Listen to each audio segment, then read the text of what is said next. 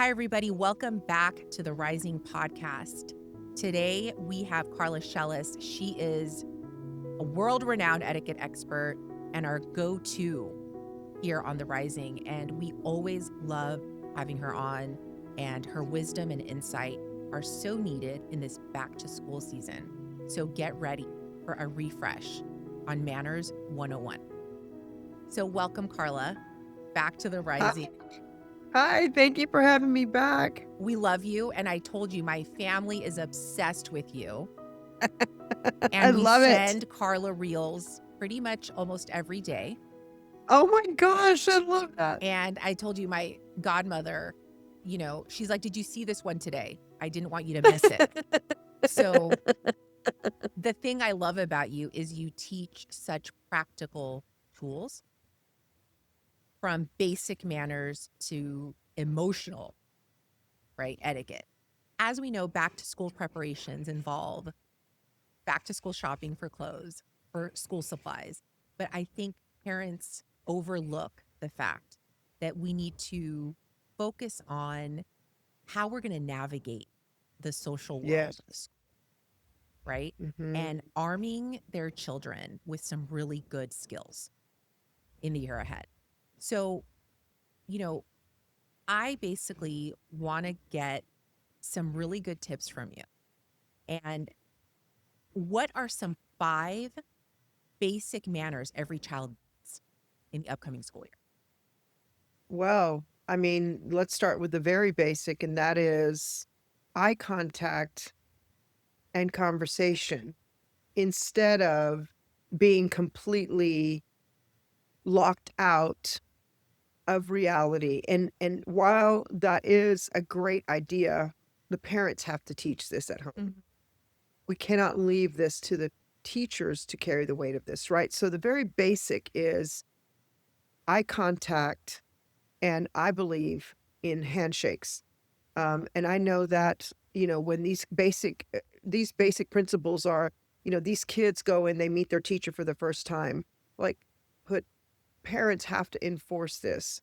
And if any kids are watching, like I always say, if you want to be elevated above the rest, if you want to be seen as elevated or extraordinary, which is extraordinary, um, then you have to do the things that no one else is doing.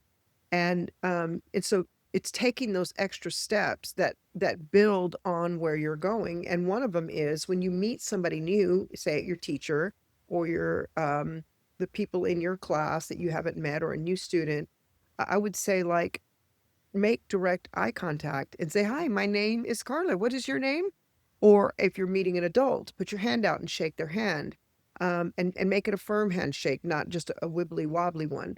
I think the next basic one is saying please and thank you. And we talked about this. It's just the very basic, or excuse me, or I'm so sorry, or here, just let you pass by, and not like pushing through the crowd so that you're not the one making the space for somebody to walk through. Those are just absolute basics. The second basic etiquette is going to be your own etiquette of your own body. So it is your cleanliness, your hygiene, making sure that your hair is brushed, making sure that your clothes are ironed, making sure that you are not just, dirty and um, not showered for 3 or 4 days, especially if you're an athlete. These are basic things that are etiquette in the way that you present yourself to the world. So for me, these again are basic skills that need to be taught at home and enforced at home. And many times I've heard parents say, well, they just don't want to do it, or, oh, we just didn't have time, or, oh, it doesn't even matter. Does it even matter anymore? And I want to say it does matter. It does matter, because what you're raising up, whether they're 5 years old or 15, what you're raising up are future adults that are going to contribute to society, that are going to need to present well in order to get a job, right? In order to get into college, these are all the things that we have to sow into, we have to water into. And if we're leaving our 5, 10, 15-year-old to their own devices, they're not developed enough to know these things. And then what ends up happening is they don't do that in front of us, and it embarrasses us, and then we get mad at them and we punish them. Correct. It But was my thing is interesting. they're a reflection of you. They Absolutely. are I used to always say this, and it didn't serve me well for a moment in my time, and it kind of aggravates some parents, but the truth of the matter is if you wanna know who someone really is, get to know their kids. Absolutely. If you wanna know who they really are, get to know their kids because their kids are a reflection of who they are behind the scenes, of who they are for real. It just is what it is. Sometimes it's great and sometimes it's not so great. But those are the basic etiquette skills that I think are very important coming out. And then it is being respectful. That's another big one.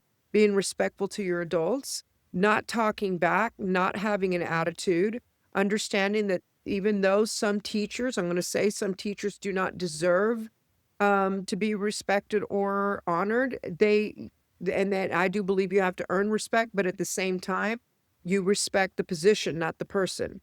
Correct. So even though they don't have maybe they're a really mean teacher, maybe they're very corrupt, maybe they're whatever, you still have to respect the office of the teacher. You have to respect the position of authority over you.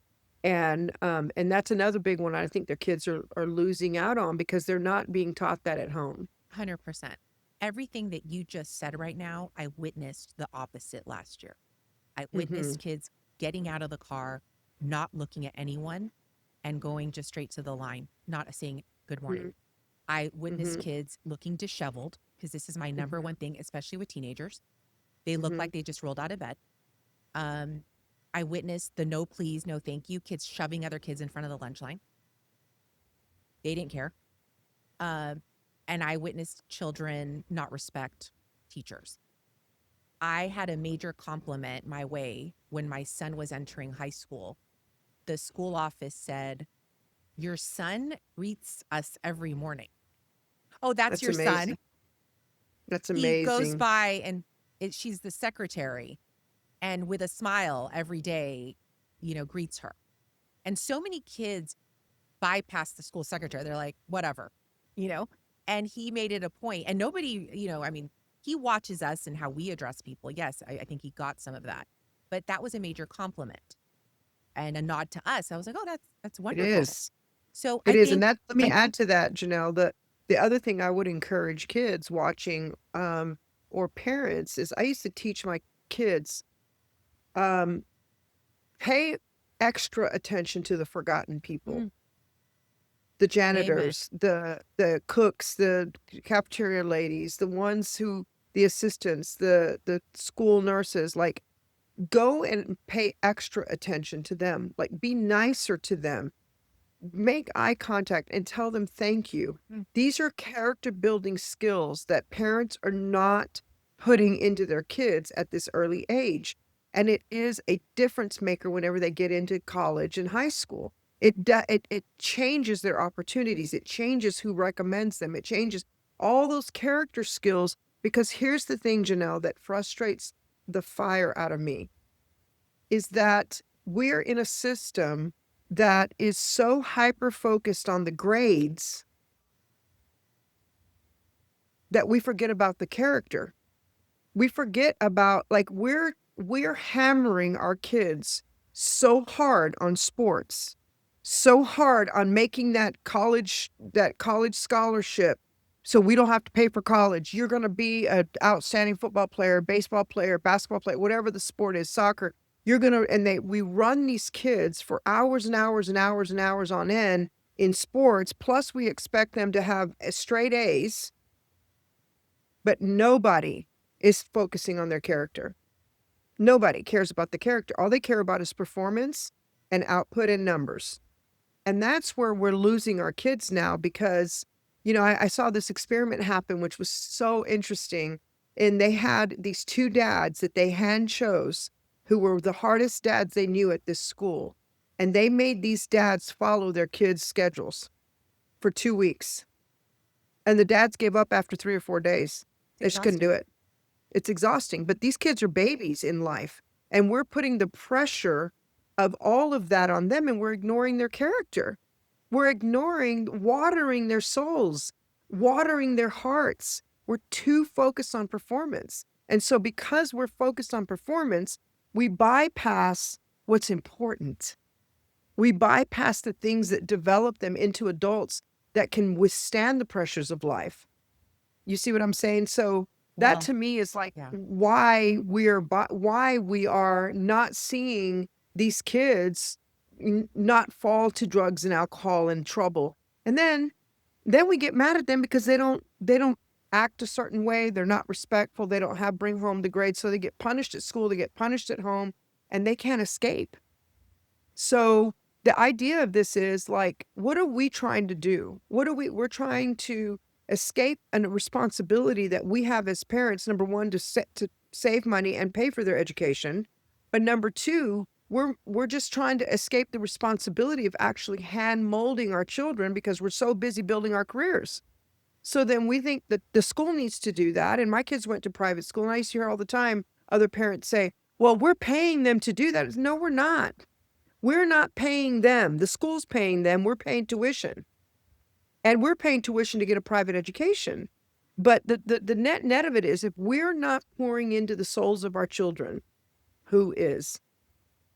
Well, I get a Because lot of nobody has the best interest except for us, right. right? I get a lot of heat for this because I'm more focused on the whole child, especially with my 10-year-old right now.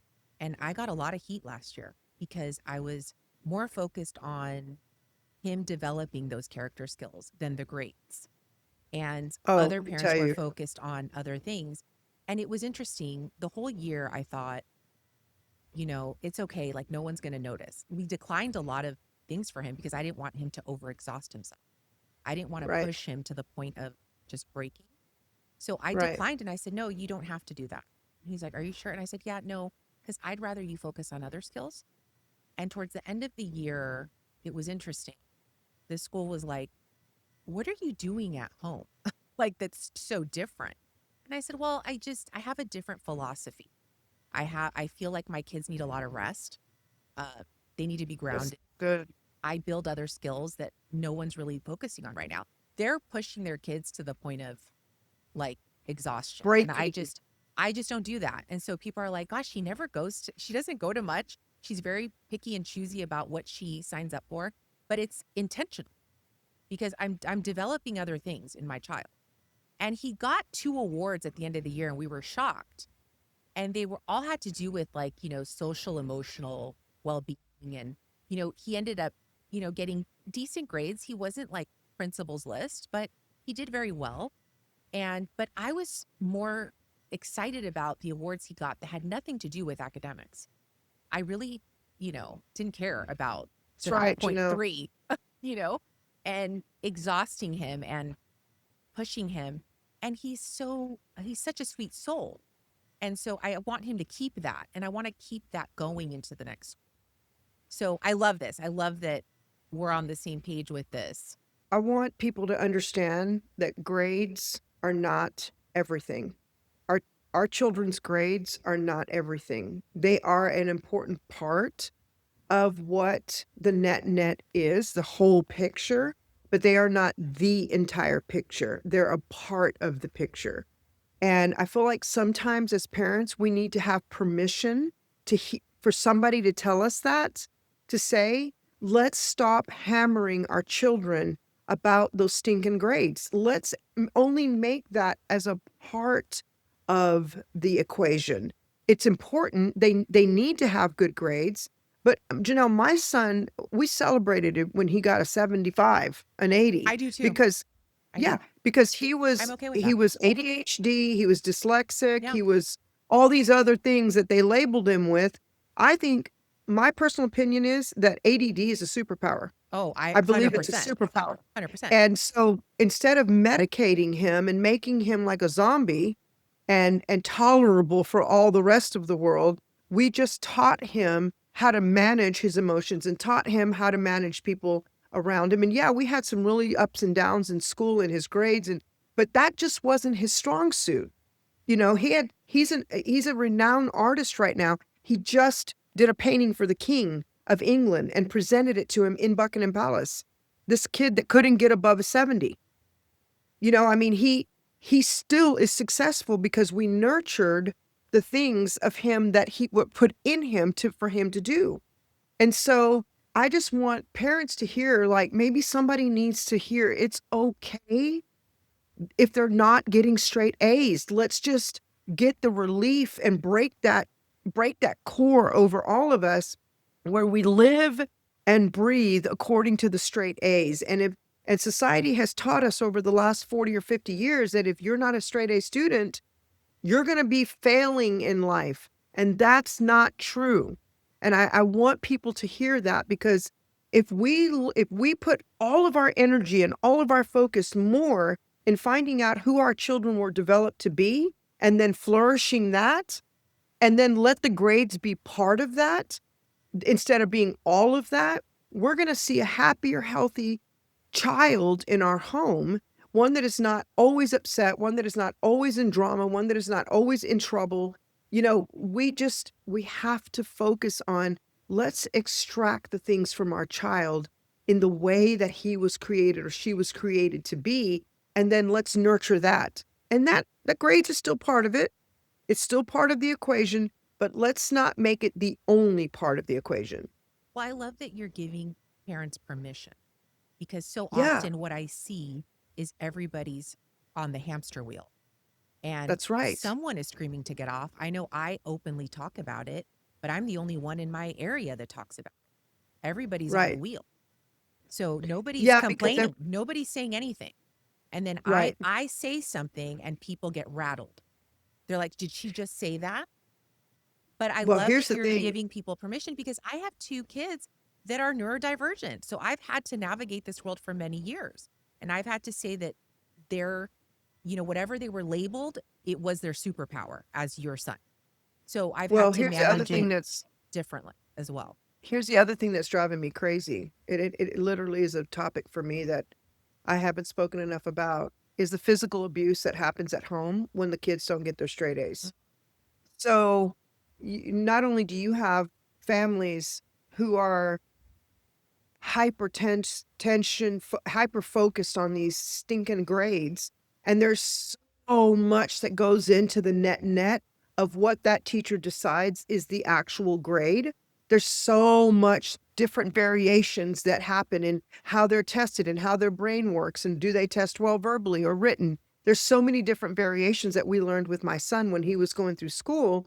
But the net is that I've heard and I've seen evidence of this over the years, that people actually get physically abused by their parents when they don't perform to the level the parents just need them to perform at. And then they call it discipline. And now, let me tell you how, if we're adults, okay, and we're driving our car down the road and we go 56 instead of 55, or we hit the 60-mile mark, and when we hit that 60-mile mark, we get electrocuted. Okay, we get physically harmed. And then that happens again and again and again. At some point, you're going to have massive trauma brain trying to get yourself in that car to even get it started.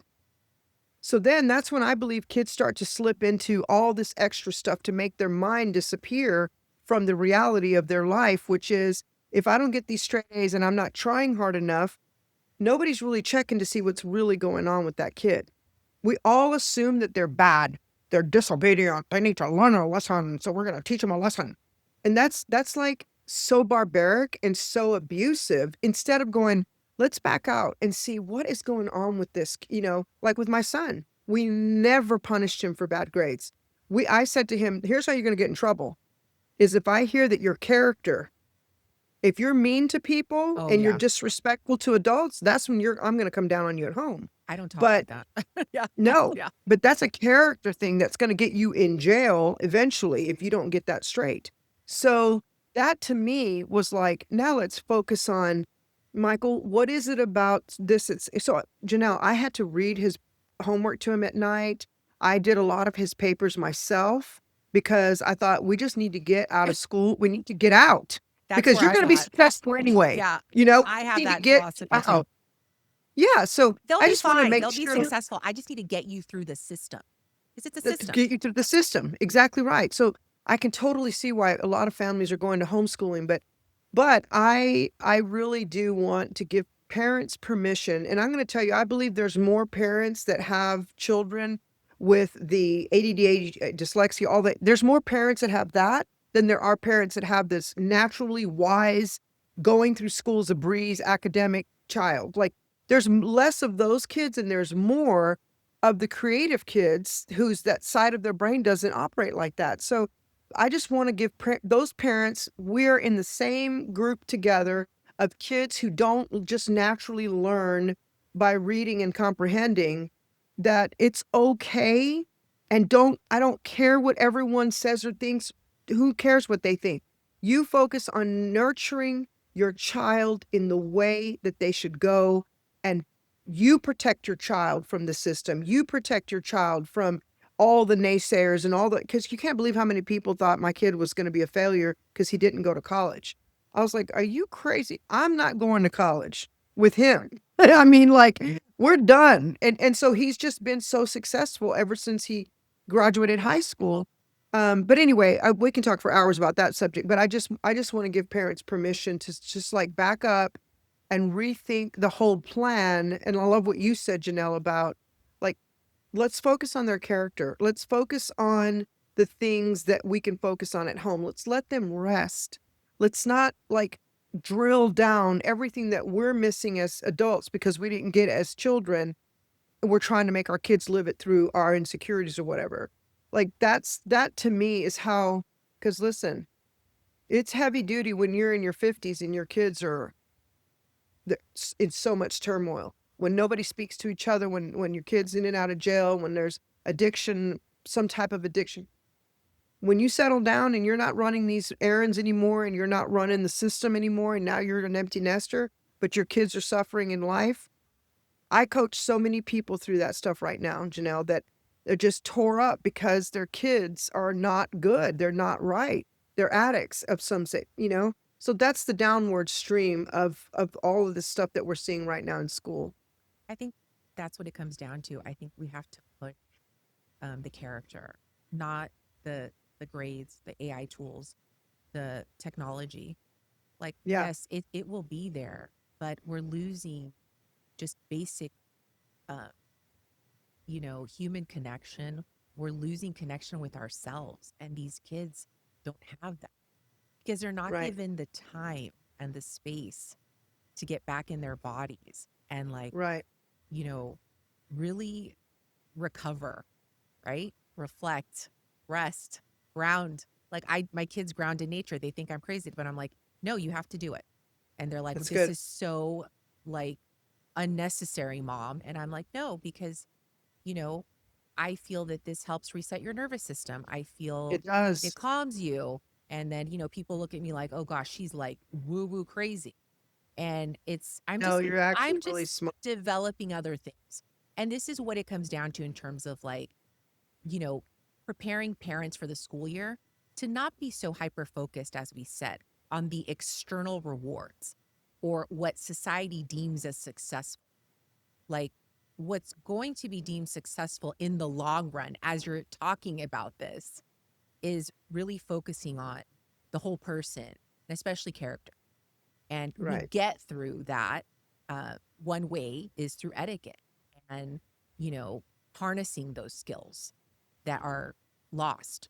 So I love this. And, I love that when we're talking about etiquette and manners, we don't want kids to just go along with everything and say, Right. okay, sure, right? We want kids to be respectful, but we don't want them to, neglect their own needs.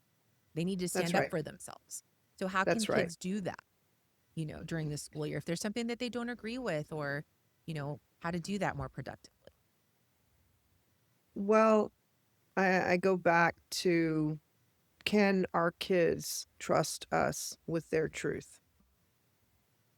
Let me just let that sit for a minute. Can your kids trust you with their truth? In other words, if they come to us and they give us a problem that they have, are we going to turn it around and make it about them? Are we going to say, what are you doing wrong? What did you do? Instead of hearing them and validating what they're coming from. Then how we bring it back to them is, what is your idea on how we can resolve this? What could you have done differently in that position? How did you respect or disrespect your authority in that response? And so I feel like as parents, we have to think, can my child trust me with his truth? Do we explode whenever there's a problem, or do we listen? Do we listen? Do we ask questions? Do we validate? Those are the three most important things that we can teach our children, that we have to be. There's no other place on the planet that's safe for them. And it should be, the safe place should be within the heart of their parents. That they're not going to get yelled at and screamed at. We're not going to have abusive parents throwing things around. That it is very calm. It's a listen, ask questions, Mhm. validate what they're saying. And actually read the bottom denominator of that. Like, if they have problems at school, let's teach them. Listen, we can't teach them one thing and be something different. So we can't say respect your adult, and then we're disrespecting each other. Correct. We're disrespecting other people in public. We're yelling and screaming at somebody at the other on the counter at Starbucks, or we're yelling and screaming at somebody at the grocery store, or they're hearing us on the phone being crazy with people. And then we go, respect your elders. Like, you got to lead by example, right? So in order to teach your kids these things, I think it's important that we say things like, here is the way to handle conflict. When you're in conflict, this is what it looks like, but here's how you respond. Yes, ma'am. Yes, ma'am. No, ma'am. Or yes, sir. Yes, sir. Thank you. Or, okay, I hear you. Do I have permission now to share my position? Do I have permission now to tell how I feel about this or my side of the story? And it is frustrating to say, it is validating to say, sometimes you're dealing with, just because they're a teacher doesn't mean they're going to understand or listen. So we have to make space for that. Correct. We have to teach our kids, not everyone is going to agree with you. Not everyone is going to see it your way. But we have to learn how to communicate even though they don't see it our way. You see, that's one of my main teachings of emotional etiquette is I don't need everyone around me to change so that I can be happy and feel fulfilled and validated. I need to find that within myself. Correct. Then I don't need it from everyone else. You see, so to teach these kids that people are not in the world at large are not going to be in agreement with you most of the time. They all have their own stuff going behind the scenes. So they're not going to come to you and be like so fulfilling and loving, and they're not going to, you know, if you find someone like that, that's great. But let's not have this massive expectation of people that we shift over to people around us, and we teach our kids by example. Listen, your job is to say yes, ma'am, yes, sir, no, thank you. Those are the things like be respectful. Bring it back to us to base camp, and let's talk it through. Let's decide what we're going to do together as a family, and then we'll either give you the tools on how to handle that when you get back to school. Because Janelle, when my kids were in school, I was like, okay, this is what we're going to do. And they would go, this is not what you're going to do. Like, you cannot get involved with this. And because then we're going to get ridiculed at school. We're going to be, we're going to be called tattletale. So you're not getting involved. And it was like, let me at them, let me at them, That's tough because the high school doesn't want the parents involved. They want the student really being on the front lines and taking charge of their education, which is great in a way. It keeps me a little bit on the back side, but it's hard. I want to get involved. But that brings it back to, can the kids trust us with their truth? Correct. Do they find us to be a safe place for them? Because listen, that was a big thing for me, Janelle, is like I needed to be really manage my reaction and make it more of a response. Mm. I needed to really like learn, don't react, don't react, don't react, because they would tell me things that would make me mad at them. They would tell me things that would make me mad at the Correct. teachers. And I had to be really like, and I did not get that right in the beginning. This is And tough when it's you're tough navigating because the school world because we get very passionate when our child is in pain or what just went through something or gets in trouble, or we get that call from the principal's office and we want to react instead of taking a pause and waiting for a thoughtful response. And this is Well, hard and the because a lot of parents, I saw it last year. I mean, they're very reactive when it comes to their child and they're quick to defend. We all are. But we have to take that pause and really we think also about have to realize that response. these teachers are really working hard to do their job. Some are very, very bad people. Some, most of them are really great people. Right. But we have to navigate that by listening. It's important that we listen to our kids and hear them, and then watch the common denominator. And then when we're hearing from the teachers, are all the teachers saying the same thing about our kid? If they are, we need to correct that, you know. But 100%. my biggest thing is always, once I learned this, because I didn't get it right in the beginning, but I had to equip my kids on how to deal with conflict when they were still at home with me, because that way I could manage it, I could control it at home. When they get out and they have their own lives, you can't, Yeah. you just have to be a mentor at that point. But I wanted to teach them as much as I could. Not everybody has to agree with you. Not everybody's going to see things the way that you see it. But you still have to be respectful. You still, and yes, that guy was wrong, that teacher was wrong, and yes, he shouldn't have said that Yeah. to you. He's still your teacher, and you have to be respectful. And if you want me to help you, I'll handle this at home. I'll go talk to the principal. No, I want to handle it. I'm like, okay, then let you handle that. So much of what I tell my high schooler is you have to learn to play the game. And That's right. that's kind of what we say. I mean, etiquette is kind of like a little game, the fancy. And it's all about how you navigate and manage this because I agree with you. I don't agree sometimes with the teachers and how they're handling. And he doesn't either. And he wants to get so angry. And I'm like, you got to play the game. You got to play That's the right. game and you win. And you're not going to win by approaching it this way. That's So right. I love that. I love all these tips because I think, we all need this in our toolkit for the year. So Yeah. we're going to move on to digital manners because we're living in this age where, let's just face it, everybody's on their phone and all the communication now is online with teachers and students, with parents and parents. You know, it's like, I want to navigate this a little bit on, maybe we touch on like, what's uh, some good tips, especially for teenagers and their socials, and how to keep that under control. So the number one tip that I want to give is never post anything that you don't have permission to post when somebody else is engaged. Mm, So there's a lot of trouble now and a lot of hyper focus, which is good, on um, inappropriateness, inappropriate pictures, inappropriate behavior. Now everybody's posting everything, and these kids do not realize that. So let's talk about Snapchat. Everybody thinks that just because it's on Snapchat, we can do whatever we want and share whatever we want.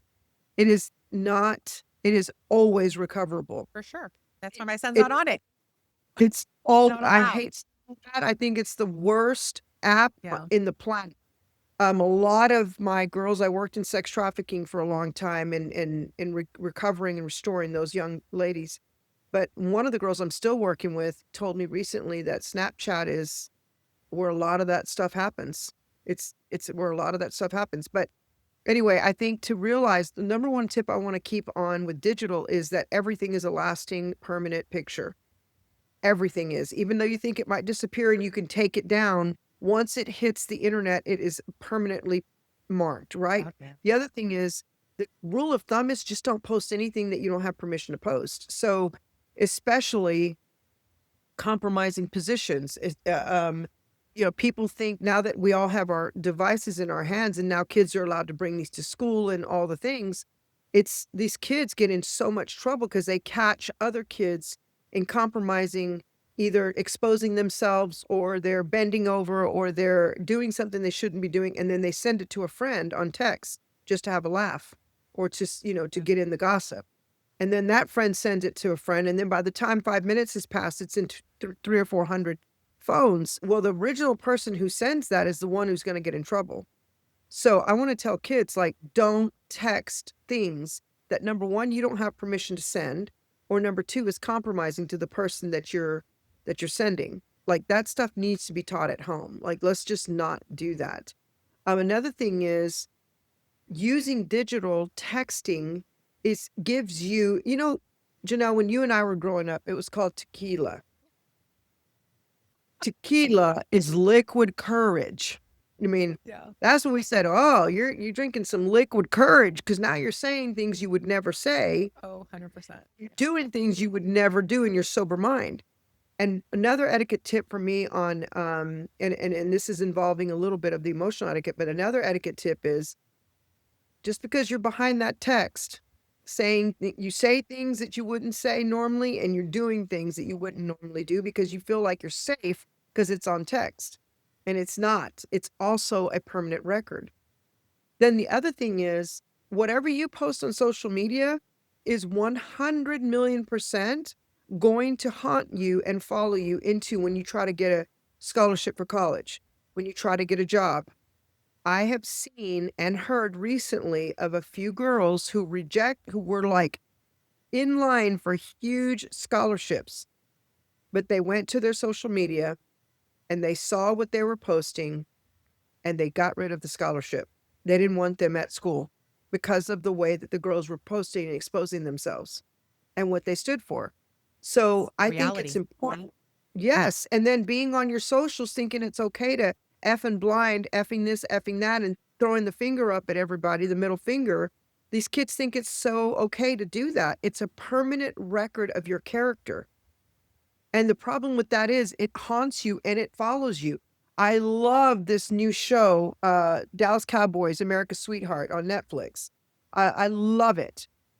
And Kelly, who's the director on this new season, she declined a girl who made it all the way through the auditions. She declined her because of her social media.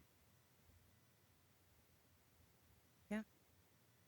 And that to me is like so sad because kids need to understand, and parents, let me speak to the parents.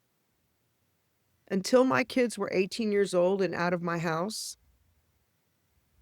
I needed to have their password to their phone at all times. And if they told me no, I disconnected their phone within 5 minutes, period. And so my thing was, I was constantly looking for, and let me tell you, it wasn't lacking meltdowns because I made them keep their phones exposed to me. I was looking for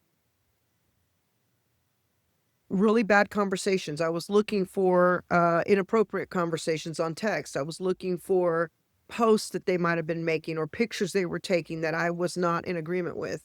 And so what happened with that, Janelle, is my kids started telling their friends, don't send me anything because my mom looks at my phone. Well, that's the point. That's the Yeah. reason why I did that, because it was a barricade that I got to put up subconsciously as an after effect of that stuff not coming into my kids' phones. Now, what they did on places I couldn't see was places I couldn't see. But the phone to me, I was like, text check, give me your phone. And I would just go through and scroll. I'd put keywords in their search to see if I could find things. And I'd do it maybe once or twice a year. I'd do it randomly, but they would tell their friends, don't text me anything you don't want my mom to see because she will call your mom and tell on you. And so that kept that kind of stuff at bay. And and I really feel like as parents, we have to be watching that and correcting because the kids aren't perfect. They're kids. They're going to go off of the lanes here and there, but we got to push them back to the center. We got to keep pushing them back to the center. And if we're not watching because we're too busy with our own drama and our own careers, then our kids are going to eventually fall off into those cliffs instead of pushing them back to the center. I told my high schooler once a long time ago, I said, imagine that the paparazzi's following you all day long. That's right. That's right. So just imagine a camera following you all day long. So what would you do if they kept capture you doing something, right? Or Right. like, and he kind of, that stuck with him. He was like, ooh, like maybe I shouldn't post that or maybe I shouldn't do this. And he rarely does. He does like a story like once a month, like, oh, I'm here. His grid is completely clear because that's the new thing with high schoolers now is they've cleared the grid because they're scared, right?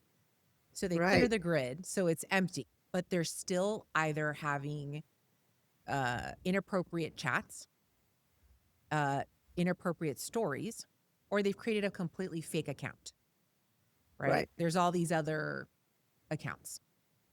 So that's kind of what I see floating around in the, you know, sphere right now with teens. But, this is all good. And I think what we're going to bring it home because But here's my essentially, thing. Here, let me just say something yeah, about those private yeah, accounts. And I said this to a lady I was coaching once. She's like, I found out that my daughter has like 2 or 3 yeah, different private accounts. I said, okay, well, guess what? When you find that out, and when you tell your kids this up front, if I find out you have different accounts, and I will find out eventually, I'm going to put a screen recording on your phone, which is like Angel Eye, and it's what mm, people put on their phones when they're addicted to porn and they're in recovery. We're just going to put Angel Eye on your phone, and I'm going to have a screen recording emailed to me every single day of every single thing your phone's looking at. wow, If you're going to start opening private accounts, that's what we're going to do. yeah, You see, and every time you put a barricade up for the behavior, what ends up happening is they're like, "Oh, forget it." Because the thing is, once they turn 18 or once they move out of your home, then they're on their own. But we have to, and it's and I offset that by here's another thing, Janelle, I gotta say this because those are the important things to me that would have driven my kids off a cliff. Not literally, but like, emotionally and getting in trouble and getting into all the bad behaviors. But the other side of me as a parent was, I'm gonna see how many times I can say yes to my kids. I never wanted to be the mom that was always a no. So if it was something crazy like, "Can we go do this?" And I'm like, "No, we can't do this, but we can do that." And so I always tried to find a yes because I wanted to be the parent that was partnering with them through their seasons, through their stages. So I wasn't always like, "Dun, dun, dun." So those things over there that I'm mentioning about the phone, the device, those are dangerous places that predators can come and get a hold of your kids without you even knowing it. That's another subject that nobody really even recognizes. And so for me, I was like, I have to choose my battles that are important to monitor. And the phone was the one major battle that I was going to monitor. But all the other things, so like we created a place in our home for kids to come. We made our home like literally Grand Central Station for all the kids. I always had tons of candies and chips and drinks and bubble gums and games, and I just constantly had food going, and they all were always at my house. I was a yes, yes, you can sit in the living room and eat. Yes, you can put your feet on the table. Yes, I wanted it to be a home of comfort, to know that this is not a rules home. This is a home of respect and comfort and hospitality and love and fun. But with that came, but if you go to this line, there's going to be consequences. So, yes, we had 150 kids at my house for a party, but I stood at the front door and I checked every cup that was coming in. I'm like, no, no, no, no outside drinks. Drop that on my grass before you walk in. It's just from Sonic.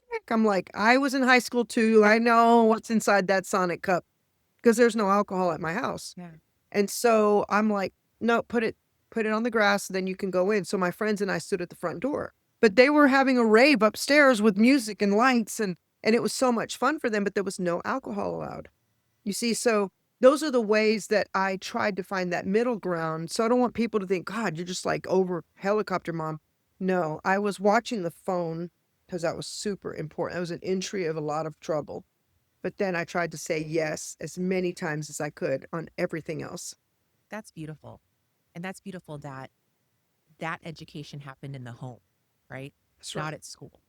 And That's that's what right. we go back to in terms of, you know, these etiquette rules or just, social rules. Like, we have to get better as parents of focusing on these skills in the home because the school is not going to teach it. So, So here's a big yeah, one about being at the home. So if you're going to someone's house, you go greet the adults.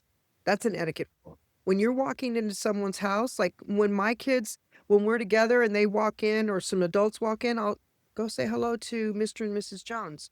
Go say hello to the elders. Go say hello to everybody before you sit down. Like, don't just ignore everybody. So that's an etiquette rule you can teach your kids. When they go into someone's house, Go to the adults first and say, "Hello, Mr. and Mrs. Jones. It's nice to see you. Thank you so much for having me." Eye contact, handshake. I That's part of the etiquette that we need to be teaching and enforcing our kids to do because we want them to be respectful in someone else's home. Yes, so important and so needed. So this is great because all of this, is going to be helpful to parents.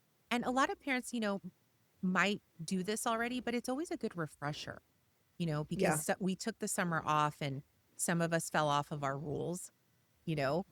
Some of the kids have been on devices too long. right, Some of us we're exhausted. And so this right, is good. This is like a good reset. And these are good reminders for all of us as some right. of us start school in like 3 weeks. So this is great. So we're going to go into just a few rapid fire to close, Okay, let's just do it. because I don't know. I just love rapid fire questions. Um, let's see. Um, gosh, there's so many. Uh, gosh. This is interesting. Should children send handwritten thank you notes? Yes, they Because should. I got one the other day. I got two from my son's teacher, not one, but two. And I was like, wow, I was actually very touched. And I was like, Janelle, your handwriting thank you note skills have gone down the wayside and you should bring them back. So this is good. Okay. Well, yes, Yeah. they should, and we should be teaching them early on. Birthday parties, send thank you cards. If someone sends you graduation gifts, send thank you cards. Yes, I Okay. do believe you should handwrite those. What should a child do if they forget someone's name? And even A adults child, too. I, well, I mean, I'm it depends. terrible So, at like, remembering names. yeah. So I always say, I'm sorry. I'm sorry. What was your first name again? I always say Okay. that. And so same thing with kids. I'm so sorry. What was your first name again? And you just kind of lean in with a smile. I'm sorry. Tell me your name again. Like Okay. it's I fine. I love mean, that. it's not that deep. And I think we make it a bigger deal than it really is. But just leaning in with a smile. I'm sorry. What was your name again? Okay, I love that. Okay, what should a child say or do? This is terrible. This happened to my kids a lot. When they get served food they dislike at a party or like. Okay, that's a really good question. They should never say, I don't like that. I don't want that. If they're getting served at someone's house or a party, they just eat what they do like.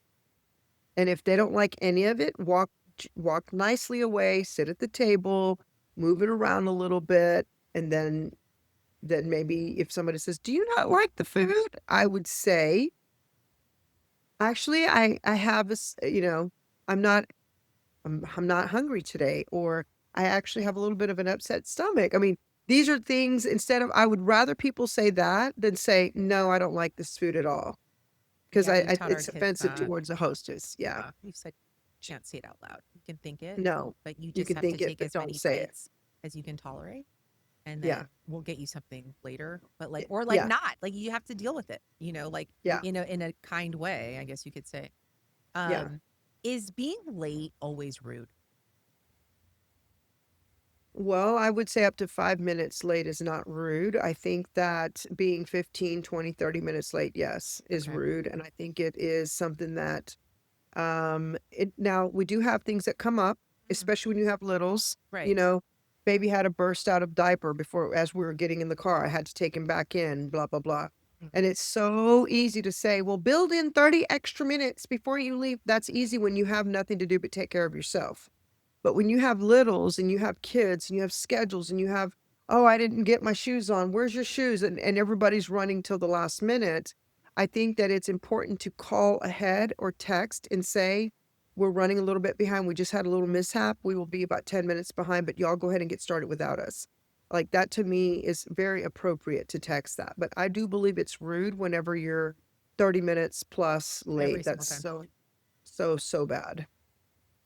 What's one manner that parents expect but often fail to model? It's So, what's one one manner that manner parents expect of their children but sometimes fail to model? respect for other people. 100%. I agree with you. Respect for other people. I mean, they demand that their kids respect other people when they do not. Or whenever their kids start cussing and disrespecting other kids at school and hitting, but they're hearing their parents cuss at each other and hit each other. Like, Yeah. if you, whatever you want for your kids to be, you have to first be that. That's the most important part. We have to That's right. model, like you said. That's right. We have to It model, has to be by example. definitely. Well, I have enjoyed our conversation today. I think we could make this like a 5-part series. We could keep talking forever. Yes. Because we're going to keep exploring more topics in terms of etiquette, and we're going to need your wisdom, I would years of love that. wisdom and, insight. So we're so grateful to you, Carla. And hopefully a lot of us parents and kids and just everyone finds this information valuable as we go into the second half of the year and Yes. beyond. A lot of good stuff to look forward to. We Yes. don't need to be so uptight and make everything so serious. We need to start focusing more on how much more fun we can have rather than how many more rules we have to imply. Let's just focus on how much fun we can have. I love that. And I love that you said, how many things can I say yes to? Yep. And, That was our motto at home. we need to say yes to more fun for kids in school, more fun, like activities, rest, play, you know, uh, lightheartedness, and I not think so too many much parents seriousness I with think too grades. many parents, yeah, get that too many parents get caught in how many rules they can enforce, how many times the kids are going to be grounded, how much they can take away from them, how much they can punish them, how much they can teach them a lesson. We get so focused into that little rut and we don't focus on how many times can we say yes? How much fun can we create? How much time can we celebrate the things they're doing right instead of the things they're doing wrong? I think if we start shifting our thinking like that, we're going to see a whole new generation of kids come through. 100%. Oh my gosh. Thank you so much for this Thank you conversation. for having me. I'm available whenever you need me. Yes, we'll call you next week. All right. Okay. Thank you. All right.